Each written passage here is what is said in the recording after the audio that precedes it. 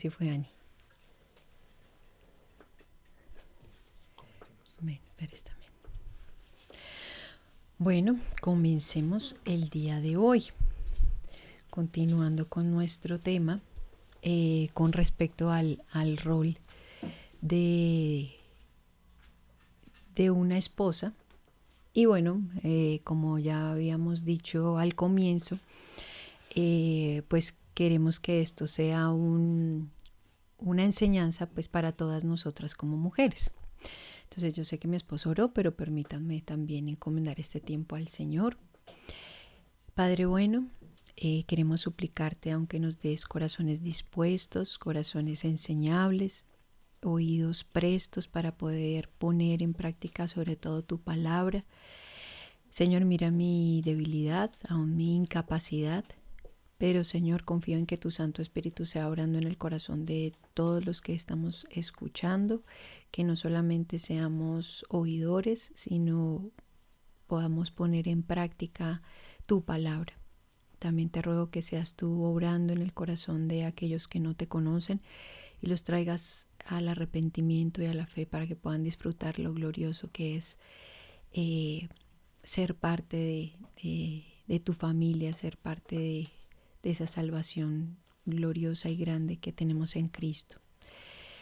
Te rogamos que nos puedas permitir aún entender y ser exhortadas y animadas a poder glorificarte, sobre todo como esposas, pero ante todo como mujeres creyentes que te temen y quieren hacer las cosas a tu manera. También ruego por los hermanos que están escuchando, para que puedan también alentar a sus esposas o aún también los solteros que puedan orar con respecto a lo que tú has destinado o has diseñado en cuanto al rol de la mujer, para que podamos ser cada vez más parecidos a Cristo. Eso es realmente mi deseo y nuestra petición, poder que todos nos parezcamos más a ti y en últimas glorificarte a ti. Alabamos tu santo nombre y pedimos tu bendición en esta mañana. Amén. Bueno, hoy vamos a continuar viendo algo bastante importante de lo que tenemos que entender nosotras como esposas acerca del matrimonio. Ya hemos visto bastantes cosas muy importantes o vitales, el entendimiento que tenemos que tener sobre el Señor. Necesitamos conocer al Señor para conocer también nuestro diseño. Necesitamos también conocernos a nosotros, pecadores, que necesitamos la gracia del Señor. Veíamos el domingo pasado lo que necesitamos entender de cómo llevar relaciones bíblicas o saludables, y el modelo que vimos fue la Trinidad. Y hoy vamos a mirar un poco acerca de el entendimiento que tenemos que tener en el matrimonio y cuál va a ser el propósito, cuál es el propósito de Dios para nuestros matrimonios. Bueno, los esposos y las esposas deben tener una meta bíblica en su relación y esto lo deben también procurar. Entonces, todos como matrimonios debemos tener una meta a lo que queremos realmente apuntar, pero tenemos que también procurarla. Entonces ya vimos el modelo de Dios para la unidad en el matrimonio, que es la Trinidad, y ahora vamos a aprender cómo ambos, el esposo y la esposa, deben servirse mutuamente a través de la búsqueda de ese propósito que Dios tiene pues para el matrimonio. Entonces la meta en el matrimonio cristiano es tener unidad, y esa unidad va a ser caracterizada por una comunión espiritual amorosa, física, la cual glorifique a Dios y aumente nuestro crecimiento personal y espiritual. Entonces vuelvo y lo repito por si alguno está tomando nota. Entonces, ¿cuál va a ser esa meta? La meta en nuestros matrimonios cristianos es la unidad. Y esa unidad va a estar caracterizada por una amorosa comunión espiritual y física. Entonces, una unidad que va a tener comunión espiritual y física de manera amorosa, la cual glorifique a Dios y aumente el crecimiento personal y espiritual. Entonces, la consecuencia va a ser que nosotros queremos realmente glorificar al Señor. Eso como lo primero, la prioridad máxima, glorificar al Señor.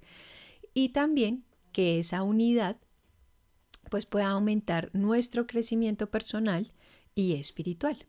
Entonces vamos a leer estos textos, los voy a dar rápido y los voy a leer después. Génesis 2:24, Efesios 5 del 22 al 23, Gálatas 6:1 y Hebreos 13 al 4. Dice Génesis 2:24.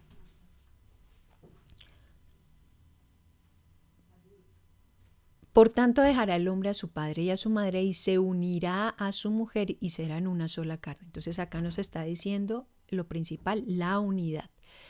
Bueno, Efesios 5, del 22 al 33, lo voy a leer hasta el 29, dice: las casadas estén sujetas a sus propios maridos como al Señor, porque el marido es cabeza de la mujer, así como Cristo es cabeza de la iglesia, la cual es su cuerpo y Él es su Salvador.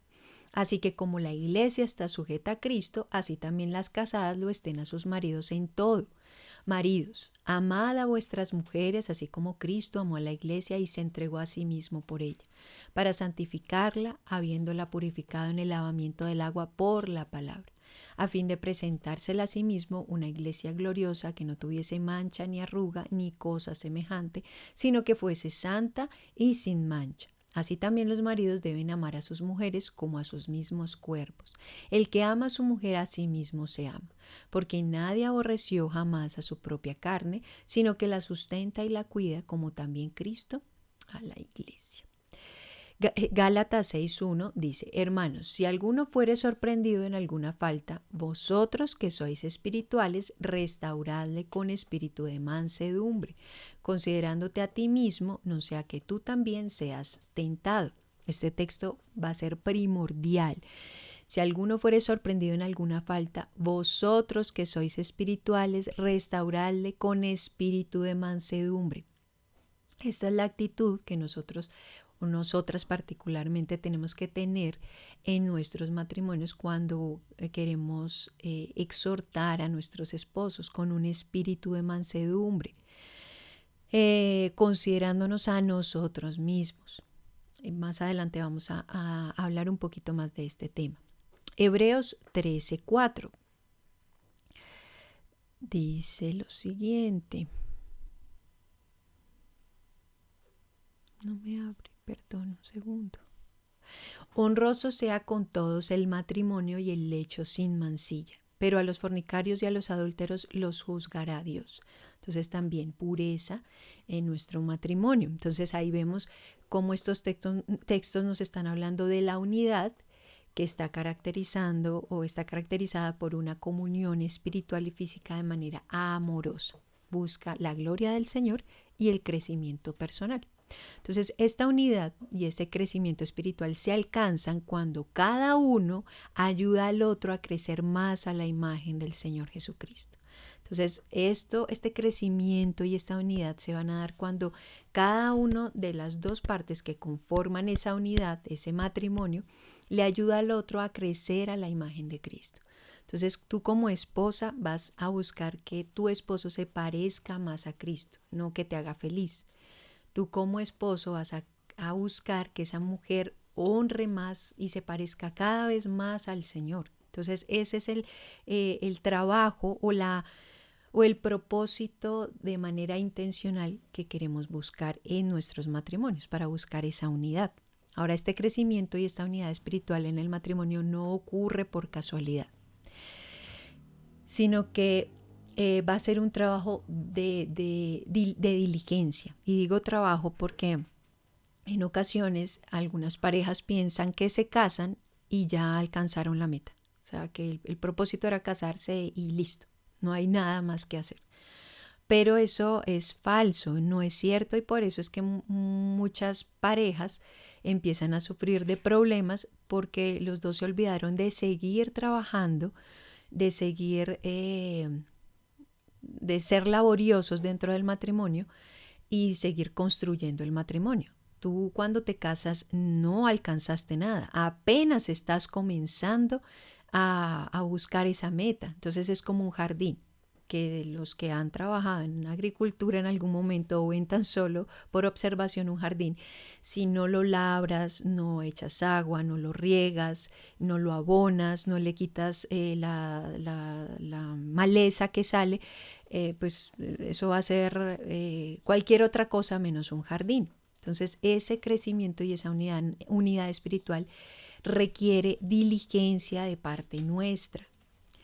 Si no buscamos esa diligencia, si no somos esforzados en trabajar, por eso el trabajo de una esposa no se resume a cosas que tú haces en el hogar, como tener el alimento listo, la ropa lista, el lugar aseado. Eso no es trabajo en el matrimonio, no es en lo que más te deberías enfocar, sino en tu labor como esposa de hacer crecer a tu esposo o de buscar que él se parezca más a Cristo. Y eso por eso requiere un trabajo diligente. Y ya vamos a mirar de qué manera nosotros podemos trabajar de manera diligente buscando esta unidad. Entonces, crecer en unidad y espiritualmente o en unidad espiritual toma lugar en formas medibles, concretas y prácticas. Un ejemplo, podemos verlo cuando una esposa deja de ser sarcástica y áspera en su tono de voz con su esposo y empieza a responder de manera bondadosa, tierna y paciente. Este tipo de cambio no solamente promueve la unidad, sino también glorifica a Dios porque ella obedece la palabra de Dios y así también el Espíritu Santo se está mostrando cómo le está dando, cómo de su poder le está dando y cómo de su gracia le está dando la capacidad para que ella cambie. Ahora, esto requiere humillación de parte nuestra, exponernos a la escritura, oración, y esto requiere que tú trabajes, que tú apartes tiempo, que puedas tú orar por ti misma, por tu matrimonio, rogarle al Señor que te permita ver el pecado que hay. Y para eso necesitas tú sacar tiempo y exponerte al Señor. Entonces esto requiere esfuerzo diligente. Entonces en la medida en que tú seas diligente, vas tú a ver esa unidad o ese crecimiento en tu matrimonio. Pero si lo dejas todo como, digámoslo así, a lo que salga, esa unidad no se va a dar. O sea, eso no es por el azar. Eso no es porque sí, porque llegó de un momento a otro, no. Antes, de pronto las parejas que ya llevan muchos años y de pronto no han trabajado tan diligentemente en esta parte, en buscar unidad, se van a dar cuenta que antes están como separados, como que no son ya esos amigos que eran en el comienzo. Entonces, ¿por qué? Porque no están buscando esa unidad de manera diligente. Ahora, tener la unidad que Dios desea demanda compromiso, perseverancia, diligencia y pues la gracia del Señor. Claramente que eso es lo primordial, la gracia del Señor, porque es esa gracia la que te va a ti tener un compromiso con tu matrimonio y que puedas tú perseverar, que no te canses. Si la otra persona no responde como tú esperas, que tú seas diligente, no importando si la otra persona no da su 100%. El matrimonio no es de 50 y 50, sino es de 100% que se da.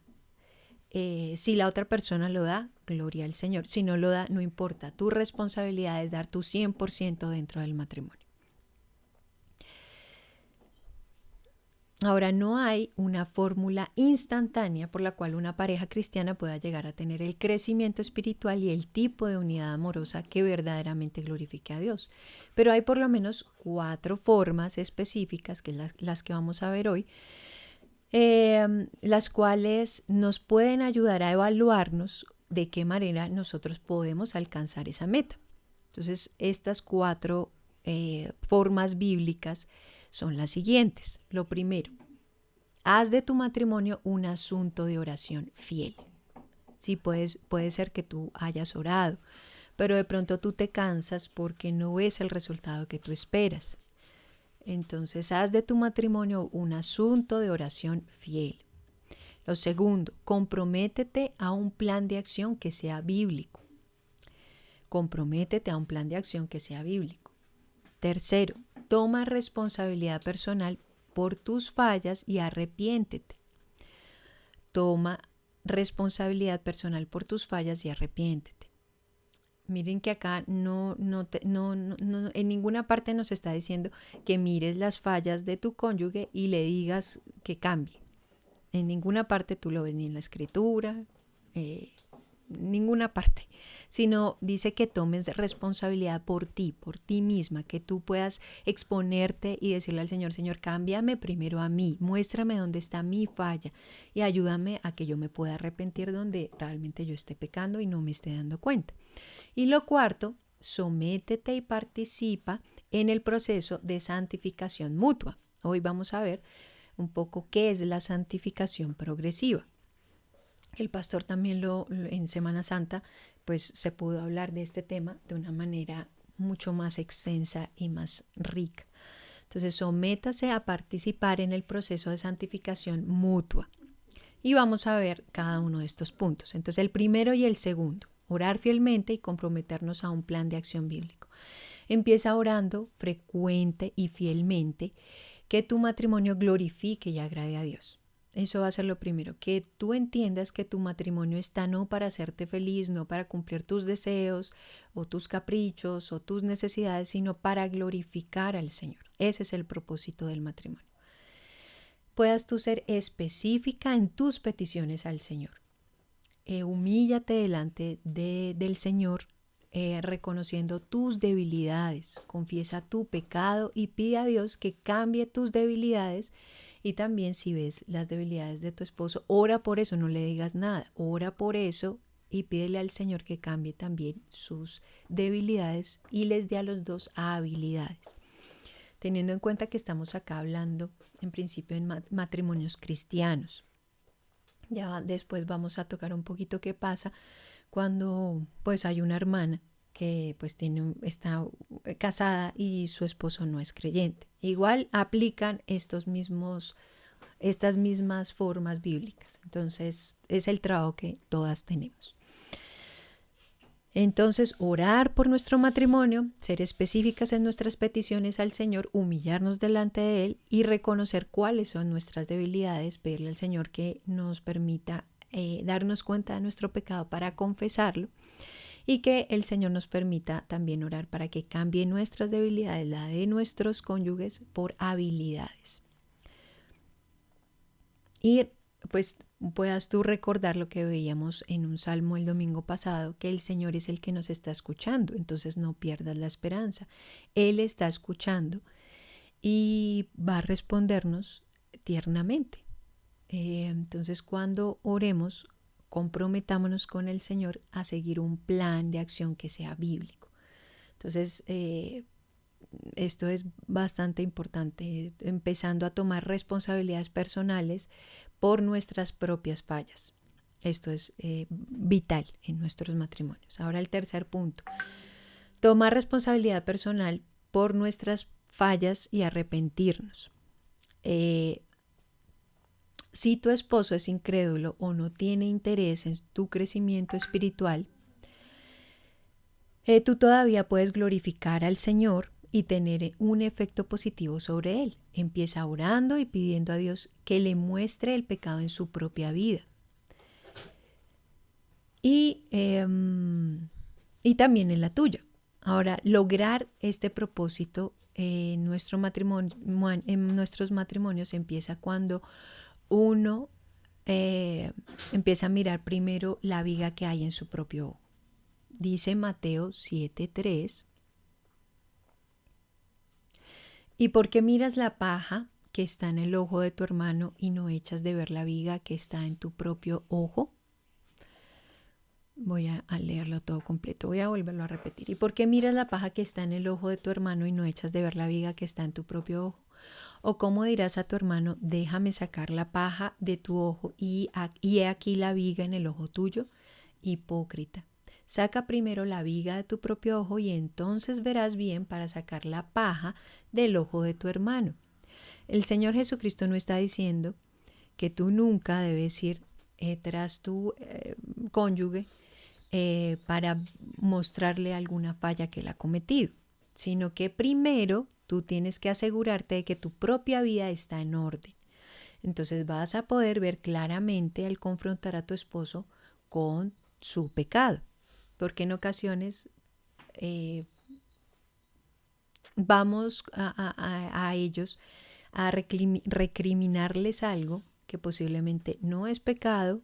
¿Y por qué pasa eso? Porque nosotros no estamos viendo el pecado en nuestras propias vidas, somos muy ligeras y muy rápidas para mirar afuera, como lo decía el domingo pasado, pero muy demoradas para mirarnos a nosotras mismas. Somos muy implacables en ocasiones cuando miramos a nuestros cónyuges, pero con nosotras queremos que se tome todo el tiempo del mundo. Entonces esto realmente es pecado. No muestra amor, sino muestra egoísmo y muestra que estamos nosotras consintiendo más nuestro pecado que procurar esa unidad y ese crecimiento personal.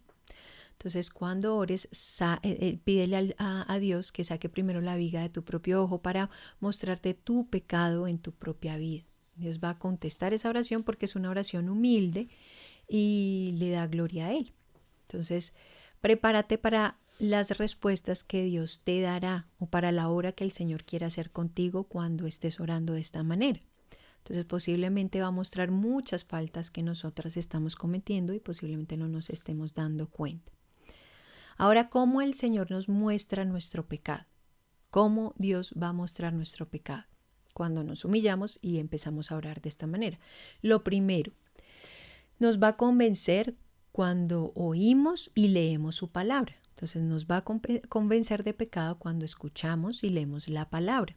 Dice Hebreos 4:12, porque la palabra de Dios es viva y eficaz y más cortante que toda espada de 2 filos y penetra hasta partir el alma y el espíritu, las coyunturas y los tuétanos y discierne los pensamientos y las intenciones del corazón. 2. ¿De qué otra manera Dios va a mostrar nuestro pecado? Cuando trae a alguien que nos confronte. Dice Proverbios 27:6, fieles son las heridas del que ama, pero importunos los besos del que aborrece. Fieles son las heridas del que ama, pero importunos los besos del que aborrece. Cuando se encuentra con alguien que piensa que tú tienes un problema de pecado, tú puedes escoger cómo responder y tienes 2 salidas. Responder con un corazón agradecido, confesando tu pecado y desechando el pecado en particular, o puedes responder con un corazón egoísta que se siente avergonzado, enojado, se pone a la defensiva, se resiente y quiere venganza. Entonces hay solamente 2 caminos. Cuando alguien, y en este caso tu cónyuge o tu esposo, pues te hace una exhortación y te confronta con el pecado. Creo que es algo muy bueno o una política familiar que nos confrontemos por lo que es pecado, no que nos molestemos o peleemos por cosas que no son pecado. Entonces, si hay algo en tu matrimonio que a ti te molesta, que hace tu cónyuge, pues piensa si realmente eso es pecado.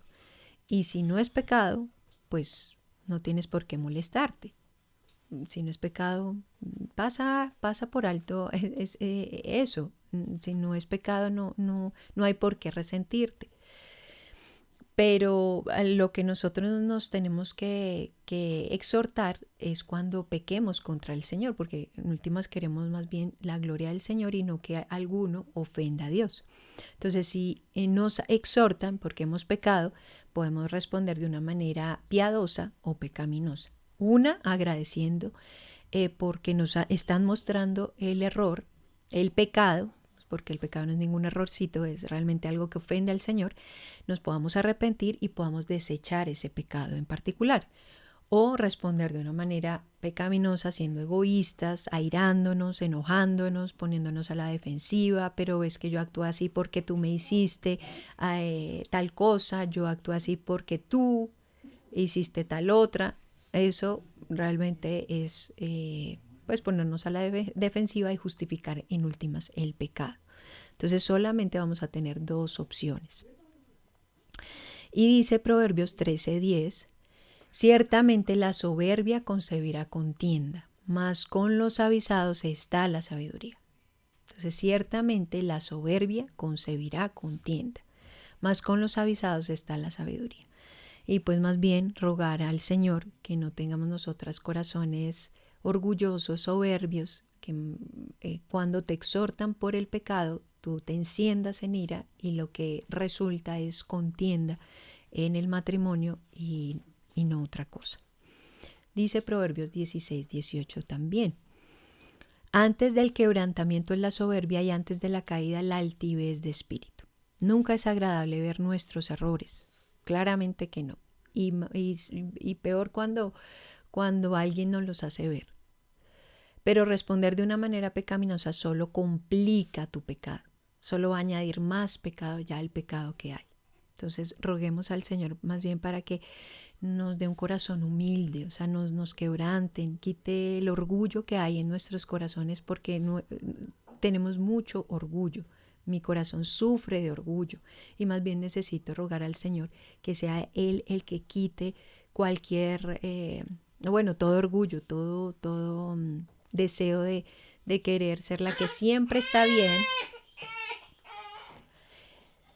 Ser la que siempre está bien y pensar que el otro es el que tiene el problema, no yo. Mi bebé, cuando suena por ahí, me afana. Vuelvo yo a concentrarme aquí. Bueno, lo otro, ¿qué otra cosa pasa cuando el Señor nos confronta con el pecado? Veíamos, retomando, nos convence cuando escuchamos y leemos la palabra y cuando trae a alguien a que nos confronte. Pero entonces estábamos viendo también otras formas bíblicas y ya vimos 3 y nos falta la última. Otra de las formas bíblicas, porque este punto de cómo Dios nos muestra el pecado está dentro del punto 3, que dice que tomemos responsabilidad personal por nuestras propias fallas y pues nos arrepintamos. El cuarto punto dice, sométase y participe en el proceso de santificación mutua. Sométase y participe en el proceso de santificación mutua. Hace parte también de la santificación progresiva. Ahora, la santificación mutua en el matrimonio es el proceso bíblico por el cual se ayudan mutuamente a ser conformados a la imagen del Señor Jesucristo. Entonces están ahí trabajando en equipo. El matrimonio es una unidad y es un equipo, no son dos bandos. No es un bando que está peleando con el otro a ver quién gana el poder dentro de. No, eso no es un matrimonio. Es una unidad donde los dos, que son una sola carne, un solo equipo, están buscando el bien común de glorificar al Señor y que los dos puedan crecer a la imagen de Jesucristo. Ahora, el esposo como el líder espiritual de la familia y tratando a la esposa como coheredera de la gracia de la vida, debe ayudarla a crecer y madurar como creyente, que dice 1 de Pedro 3:7.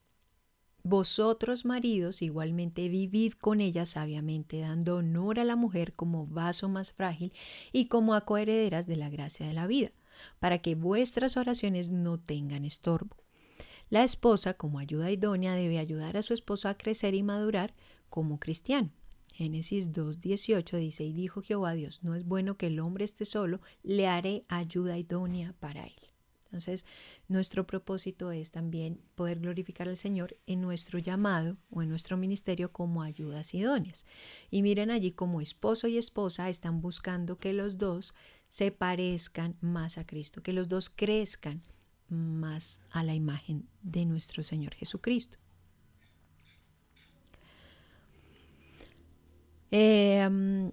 Bueno, el primer tipo es la santificación posicional y lo voy a decir rápidamente. Hay una santificación posicional que se obtiene en el momento mismo de la salvación. O sea, Dios nos salva y es totalmente obra de Dios. Nosotros ahí no añadimos ni una minúscula parte. Nada hacemos en nuestra salvación. Dios llama al pecador, le da el deseo de buscarle, lo convence de pecado, lo limpia del pecado y lo salva. Salva su alma. Y eso está en 2 de Tesalonicenses 2:13 que nos dice, pero nosotros debemos dar siempre gracias a Dios respecto a vosotros, hermanos, amados por el Señor, de que Dios os haya escogido desde el principio para salvación, mediante la santificación por el Espíritu y la fe en la verdad. El último tipo de santificación es la santificación futura. Entonces hablamos de santificación posicional, santificación progresiva y santificación futura. Y la santificación futura, bueno, la posición es la que Dios nos otorga en el mismo instante de la salvación. La progresiva ya la vamos a ver, y la santificación futura pues será en la glorificación, la cual también es completamente la obra de Dios, y esta se manifestará cuando el Señor Jesucristo venga por su iglesia y la lleve para estar con Él. Y durante el proceso dará a cada miembro un cuerpo nuevo, santificado, puro y santo. Qué glorioso día será ese. Y dice Judas 1:24, uno de mis textos favoritos. Y aquel que es poderoso para guardaros sin caída y presentarnos sin mancha delante de su gloria con gran alegría. Bueno, amén por eso. Dios bendito seas tú, Señor. Ahora otro tipo, la otra parte o el otro tipo de santificación es la santificación progresiva. Este aspecto de la santificación empieza en el momento de la salvación y termina cuando tú entras en la presencia del Señor. Ahora, en este proceso, tú creces y maduras como cristiano, llegando a ser más conformado a la imagen del Señor Jesucristo. Pero allí, en esta santificación progresiva, no es obra solamente del Señor, sino es obra también tuya, implica también nuestro trabajo. Entonces, cuando Dios te convence, te va disciplinando, te ayuda, también tú tienes que participar. Es una obra del hombre por la cual tú debes ser responsable de crecer según el mandato del Señor. Entonces, este proceso de santificación o la santificación progresiva, que hace parte de lo que estamos hablando de esa santificación mutua, Dios nos salva, pero nos da ahora la capacidad de batallar contra el pecado. Y ya ahora es nuestra responsabilidad, porque ya tenemos esa capacidad, ya tenemos un nuevo corazón para obedecer al Señor, para no querer hacer las cosas a nuestra manera, sino a su manera. ¿Y por qué? Pues por lo que dice la Escritura y pues por la obra gloriosa que Él ha obrado en nuestro corazón por su Espíritu, de poder hacer y obedecer su palabra. Y dice 2 de Pedro 3:18.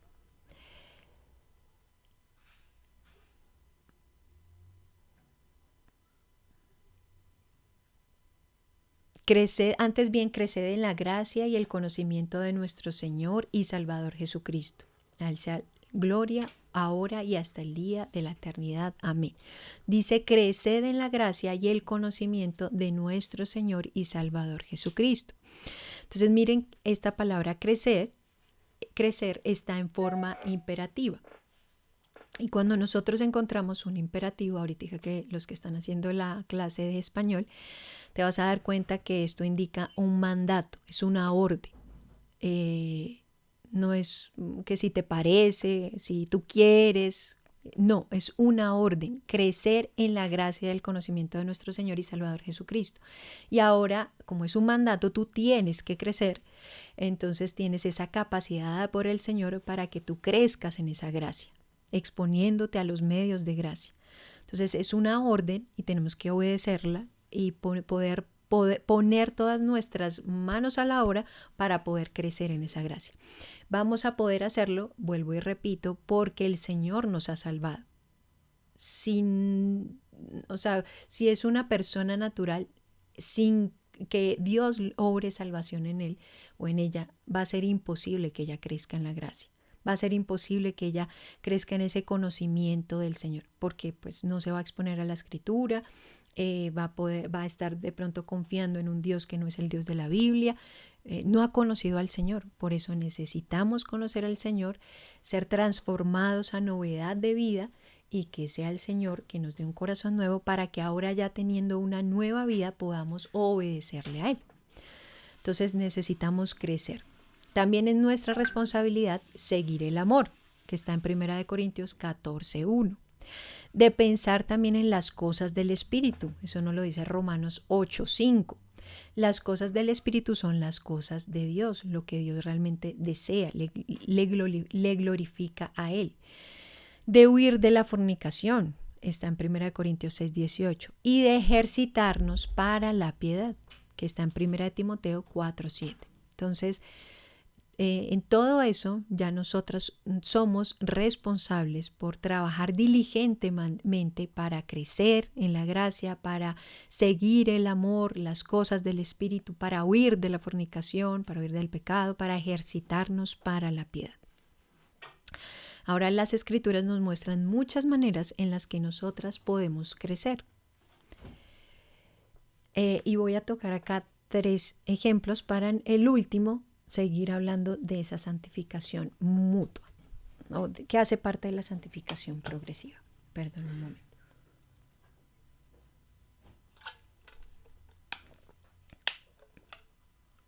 Entonces, dentro de alguna prueba que nosotras podamos tener en nuestro matrimonio, perdón, va a ser de pronto que no te estás llevando bien con tu cónyuge. Entonces, bueno, ¿cómo vas tú a poder llevarte bien con tu esposo? Y para esto necesitas recordarte el Evangelio, recordar textos bíblicos. Uno de los textos puede ser Efesios 4, del 1 al 3, que dice: yo pues preso en el Señor os ruego que andéis como es digno de la vocación con que fuisteis llamados, con toda humildad y mansedumbre, soportándoos con paciencia los unos a los otros en amor. Dice soportándoos, ¿de qué manera? Con paciencia, los unos a los otros en amor. No con una actitud de soportando como si fuera la peor carga que tú estás llevando, sino soportando a tu cónyuge por si estás teniendo algún conflicto con él y no sabes tú de qué manera lidiar con eso, hay asperezas en el matrimonio, pues el Señor te manda que tú puedas tener una actitud humilde, tener un espíritu manso, soportando a tu esposo con paciencia, en amor. Solícitos en guardar la unidad del espíritu en el vínculo de la paz. Entonces, que tú seas la que procure también la paz. Ahora, ¿eso cómo va a hacerte crecer a ti? De muchas maneras.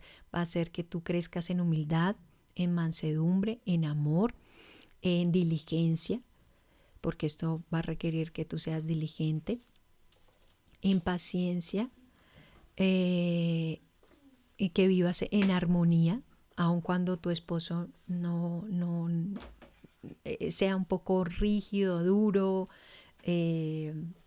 actúe de maneras pecaminosas contigo, pues va a hacer que tú puedas vivir de una manera, que tú des tu 100%, que puedas vivir en armonía. Filipenses 4, del 2 al 3 dice lo siguiente: ruego a Evodia y a Síntique que sean de un mismo sentir en el Señor. Entonces, que haya un sentir. Ahora, si es un matrimonio creyente, que los dos busquen llevarse bien. Y esto los va a hacer crecer de muchas maneras dentro del matrimonio. Que puedan darse bien y no mal, sobre todo la esposa. Recordemos lo que veíamos el domingo pasado, que si tú lo haces, no es que estés tú haciendo pues la tarea más increíble de este planeta, que te tengan que condecorar al final de tu matrimonio, no, sino que estamos haciendo lo mínimo, porque somos ¿qué? Siervas inútiles, que lo que nos está pidiendo el Señor, pues eso es lo que se supone que deberíamos estar haciendo, porque en muchos casos puede ser que no lo estemos haciendo.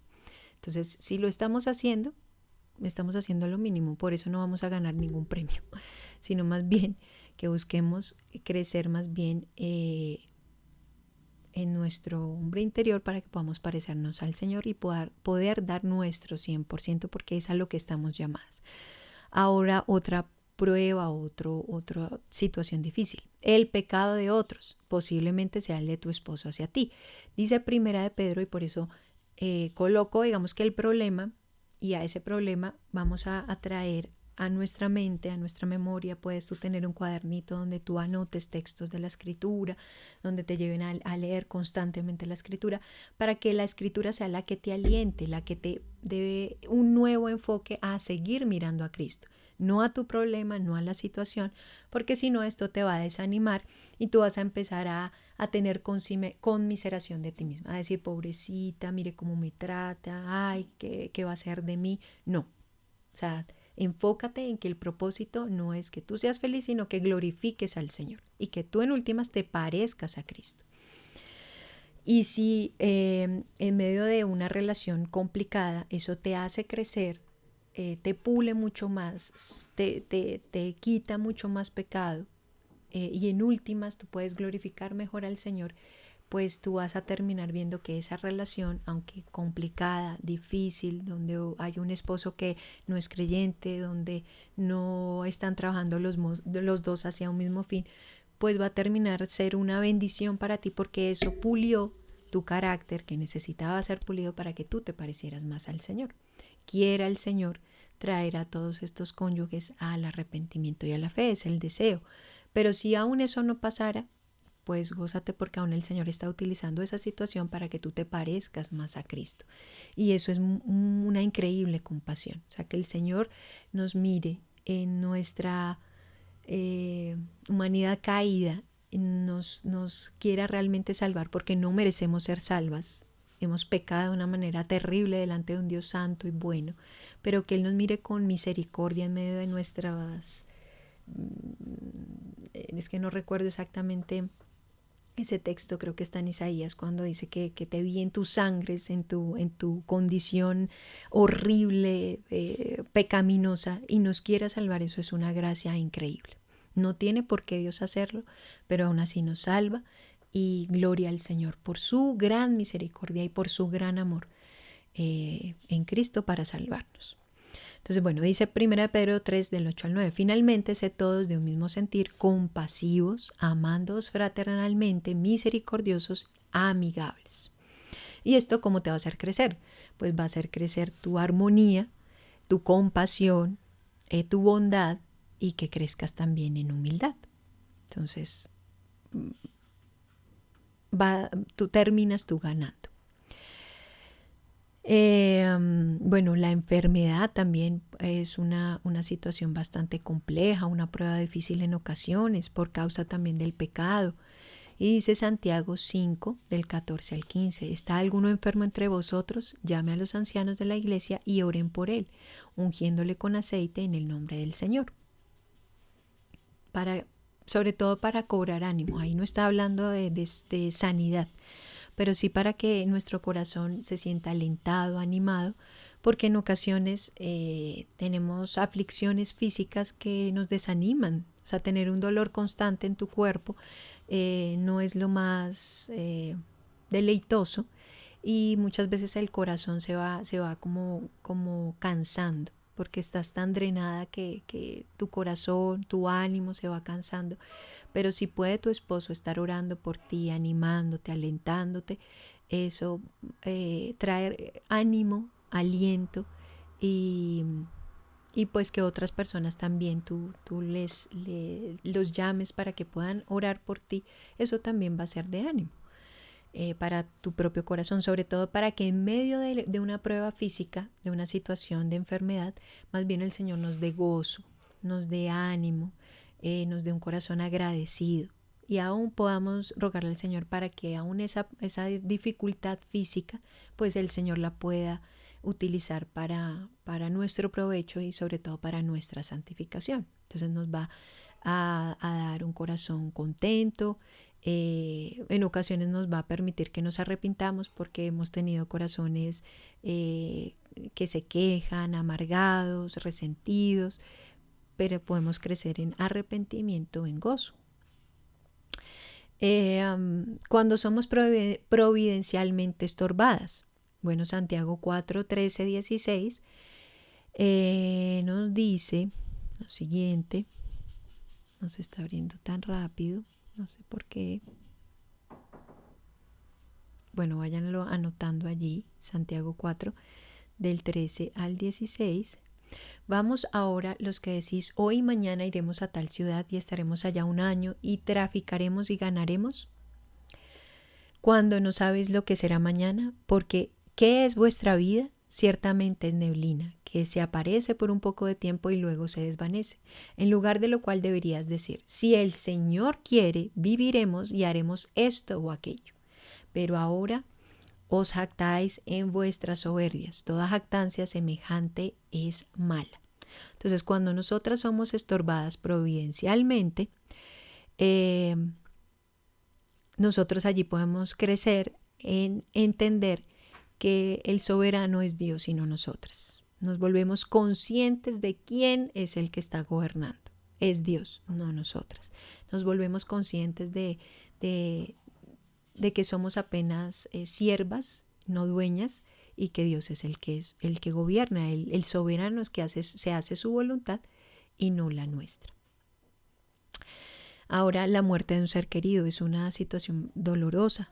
Y Primera de Tesalonicenses del 4 al 13 dice, tampoco queremos, hermanos, que ignoréis acerca de los que duermen, para que no os entristezcáis como los otros que no tienen esperanza. Y va hasta el 18, por tiempo no lo voy a leer todo, pero cómo eso nos va a ayudar a crecer en esperanza en el Señor. O sea, es doloroso, es doloroso cuando vemos a un ser querido morir y partir. Hay esperanza cuando este familiar es creyente y tenemos confianza en que realmente ha confesado al Señor. Podemos tener esa esperanza de que está con el Señor. Hay ánimo en nuestro corazón a pesar del dolor. Pero se hace mucho más doloroso, se acrecienta mucho más ese dolor cuando ese familiar no es creyente. Entonces, más bien que el Señor nos lleve a estar rogando por nuestros familiares inconversos y aún a tener esperanza en el Señor. Y aunque, como hablábamos con alguien que pasó una situación bastante dolorosa, me decía, me di cuenta que ni la muerte de mis hijos pudo separarme del amor del Señor. Y eso es solamente la obra gloriosa del Señor, que un corazón pueda al final de pasar esa situación o ese valle doloroso, sobre todo que un hijo muera, pueda decir, ni la muerte me pudo separar del gran amor de Cristo por mí. Eso es solamente un milagro de Dios en el corazón de un creyente. Ahora, bueno, otro ejemplo, ser amonestada por otros. Eso va a ser nuestro camino a seguir hablando de la santificación mutua. Varios textos acerca del tema. Romanos 15, 14, Primera de Tesalonicenses 5, 14, Colosenses 1, 28 al 29 y Colosenses 3, 16. Romanos 15, 14 dice lo siguiente, pero estoy seguro de vosotros, hermanos míos, de que vosotros mismos estáis llenos de bondad, llenos de todo conocimiento, de tal manera que podéis amonestaros los unos a los otros. Miren cómo nos está diciendo de qué manera podemos amonestarnos. Tesalonicenses 5, 14. Bueno, los otros que puedan ustedes leerlos. ¿Eso cómo nos va a ayudar? Bueno, dice acá Colosenses 3:16, que lo quería leer, la palabra de Cristo mora en abundancia en vosotros, enseñándoos y exhortándoos unos a otros en toda sabiduría, cantando con gracia en vuestros corazones al Señor con salmos e himnos y cánticos espirituales. Entonces, en el otro texto que también leímos dice que ustedes que tienen espíritu de mansedumbre puedan exhortar al que se encuentra alguna falta, considerándose primero a ustedes mismos. Entonces, ¿cómo te va a ayudar a crecer? En perseverancia, en paciencia, en sabiduría, porque necesitamos mucha sabiduría cuando vamos a exhortar a otros, diligencia, gratitud y humildad, sobre todo en nuestros matrimonios. Entonces, así como Dios nos ayuda como individuos a crecer a la imagen de Cristo, Él también ayuda a las parejas a crecer, madurar y ayudarse mutuamente para ser más como Cristo. Este proceso se llama la santificación mutua, entonces hace parte de esa santificación progresiva. Ustedes diligentemente van a ayudarse a que los dos crezcan y se parezcan más a Cristo. Y está abajo de la categoría de la amonestación por otros, que lo acabamos de ver. Ahora, como resultado, ambos, esposo y esposa, deben aprender cómo recibir y dar una amonestación de manera apropiada. Entonces, en esto necesitamos aprender, volvernos sabios, expertos. Una amonestación es una expresión de censura o reprensión. Y como es censura o reprensión, tenemos que ser sabios en hacerla. Una amonestación bíblica es decirle a alguien lo que está haciendo mal con el objetivo o con el objeto de restaurarle en su relación con Dios. Tú no quieres solamente mostrarle el pecado, la falta, sino que tú quieres que esta persona se parezca al Señor. Cuando un esposo o esposa cristiana amonesta a su cónyuge, está señalando el pecado en la vida de esta persona, por lo cual hay ciertas reglas bíblicas que uno debe seguir al amonestar a alguien. Wow, el tiempo se nos fue. Entonces, dejemos aquí, voy a dar 2 textos para después continuar el próximo domingo hablando de este tema que me parece bastante importante, aún de saber que necesitamos también aprender a cómo amonestarnos en nuestros matrimonios y sobre todo algo importante, no solo cómo amonestarnos, sino también cómo tener corazones humildes para recibir esa amonestación aun cuando se nos hace a nosotras. Estos 2 textos para que ustedes los lean en su casa, Mateo 18:15 y Gálatas 6:1. Voy a leer Mateo 18:15. Por tanto, si tu hermano peca contra ti, ve y repréndele, estando tú y él solos. Si te oyere, has ganado a tu hermano. Entonces va a ser una de las primeras características que nosotros tenemos que tener en cuenta cuando amonestamos a nuestros cónyuges. Estar con él a solas para reprenderle. No delante de los hijos, no delante de otras personas. Esto es irrespeto, esto no muestra amor y estás desnudando pues todas sus faltas. Y esto, esto no es amor, esto realmente es venganza. Entonces allí posiblemente no estás queriendo amonestarlo, sino que posiblemente te estás queriendo vengar por algo que de pronto hizo. Entonces tengamos esto presente, dejamos allí, no sé si alguno tiene alguna pregunta rápida y seguimos el próximo domingo porque el tema todavía nos falta mucho. Entonces, no sé, ¿alguien tiene alguna pregunta o algún comentario? Hola, mi carito, buenos días. Hola Juliet, ¿cómo estás? Buen día. Bien, bien, gracias al Señor. Carito, Mateo 18:15 y el otro fue Gálatas, ¿qué? Gálatas 6:1. No lo leí, pero Eso, lo vale. retomamos el próximo domingo. Vale, vale. Muchas gracias, Cari. No, con mucho gusto. ¿Alguien más? ¿O todo muy claro o todo muy confuso? Bueno, yo espero que esté todo claro y que estén más bien meditando, repasando, anotando. Entonces, si no hay más, entonces, bueno, ahí la palabra a mi esposo. Buenos días, hermanos.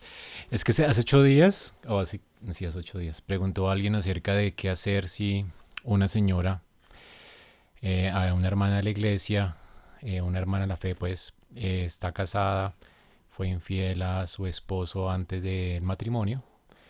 Ella nunca le contó y pues ahora está arrepentida, obviamente entiende y tiene esta carga en su corazón de si contarle o no. No, eso fue hace 15. Hace 15 días, bueno, y pues dijimos que íbamos a responder después y pues le daríamos la respuesta a la hermana que preguntó. Y pues yo creo que todos pueden también ser ministrados o ayudados con el tema. O sea, si nosotros pensamos en este caso, pues la manera muy práctica, ¿cómo se llama? El pragmatismo nos llevaría a pensar, bueno, pues es mejor no contarle porque se puede dañar el matrimonio, el hombre se puede enojar porque pues ya lo ocultó tanto tiempo y para qué sacarlo ahora. Además, pues no estaban sino comprometidos y no estaban casados.